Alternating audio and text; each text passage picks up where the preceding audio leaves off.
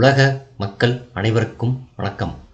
இப்போது நாம் சுபகிரகம் சுபராசியில் அமர்ந்தால் தரும் யோகங்களை பற்றி இந்த வீடியோவில் காண்போம். பழைய ஜோதிட நூல்கள் சுபகிரகம் சுபராசியில் அமர்ந்தால் யோகம் என்றுதான் கூறுகிறது. சுபகிரகங்கள் என்று சொல்லப்படக்கூடிய குரு, சுக்கிரன், புதன், வளபிறை சந்திரன் சுபராசிகளில் அமர்ந்தால் யோகம். பொதுவாக கிரகங்கள் ஆட்சி உச்சம் பெற்றிருந்தால் நல்ல பலன்களை தரும் என்பது ஜோதிட விதி. அதனால் சுபகிரகங்கள் ஆட்சி உச்சம் பெற்றிருந்தால் நல்ல பலன்களையே தருவார்கள். சந்திரன் கடகராசியில் அமர்ந்தாலோ அவரின் உச்ச வீடான ரிஷபராசியில் அமர்ந்தாலோ நல்ல அழகான தோற்றம், கற்பனை வளம், நல்ல செல்வ வசதி, மகிழ்ச்சி, ஆடம்பர வாழ்க்கை போன்றவற்றை ஜாதகருக்கு சந்திரன் தருவார்.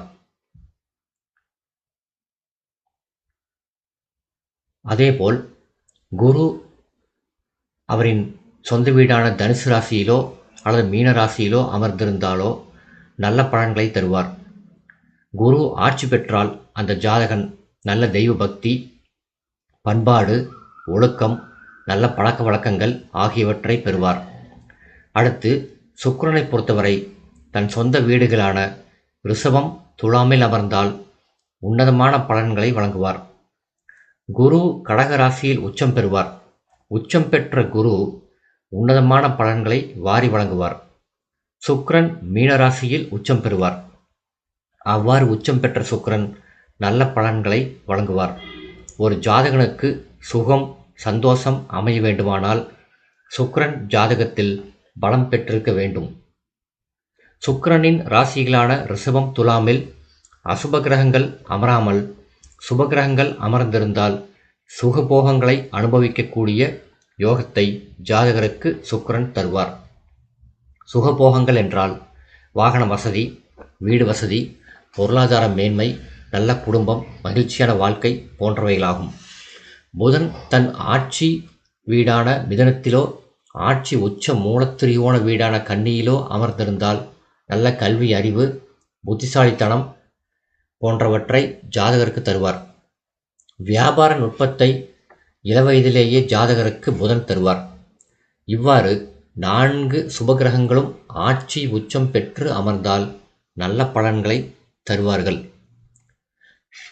குரு ரிஷபத்தில் பகை என்று கூறினாலும் சுக்கிரன் மீனத்தில் உச்சம் பெறுகிறார். அல்லது சுக்கிரன் தனுசு ராசியில் அமர்ந்தாலும் இருவரும் பரிவர்த்தனை பெறுகிறார்கள்.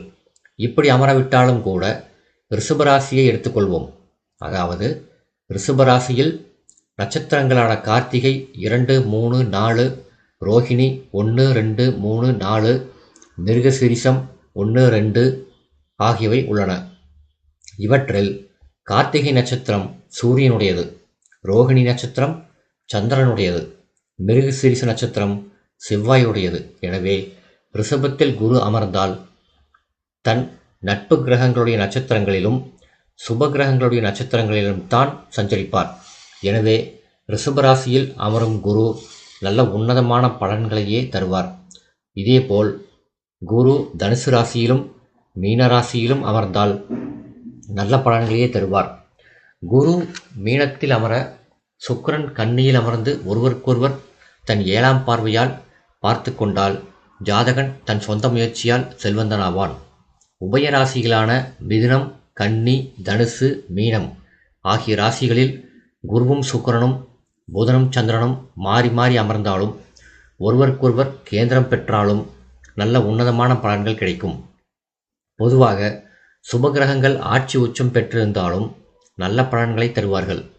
சுபகிரகங்களான குரு, சுக்கிரன், புதன், சந்திரன் வீடுகள் கேந்திரங்களாக திரிகோணங்களாக அமைந்து அதில் சுபகிரகங்கள் அமர்ந்திருந்தால் அந்த சுபகிரகங்கள் நல்ல உன்னதமான பலன்களை தருவார்கள்.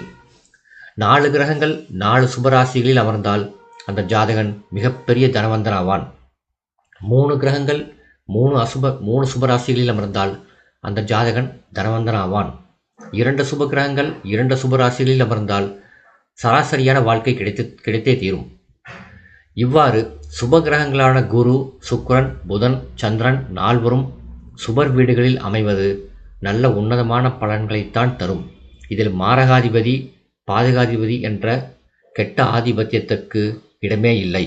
ஒரு ஜாதகனுக்கு குருவின் வீடுகளிலோ சுக்கிரனின் வீடுகளிலோ அதிக சுபகிரகங்கள் இருந்தால் அந்த ஜாதகன் யோகசாலி.